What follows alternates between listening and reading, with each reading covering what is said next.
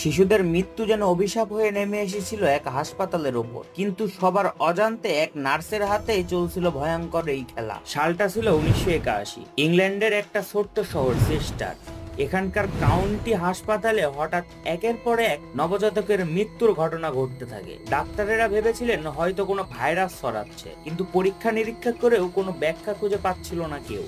আর এই সময়ে সবার চোখের আড়ালে হাসি মুখে কাজ করে যাচ্ছিলেন একটি নার্স, লুসি লেডবি। সবার প্রিয় নিরীহ স্বভাবের এই নার্সকে সন্দেহ করার সুযোগই পায়নি কেউ। কিন্তু আশ্চর্যজনকভাবে যে সময় লুসি ডিউটিতে থাকতেন, ঠিক তখনই শিশুদের মৃত্যু বেশি হতো। এমনকি কিছু বাচ্চার শরীরে ইনসুলিনের মাত্রা ছিল অস্বাভাবিক। অবশেষে দীর্ঘ তদন্ত আর গোপন নজরদারির পর 2016 সালে ধরা পড়ে সত্যটা। লুসি নিজে ইনজেকশন দিয়ে হত্যা করতেন নবজাতক শিশুদের। কিন্তু প্রশ্ন থেকেই যায়, কেন?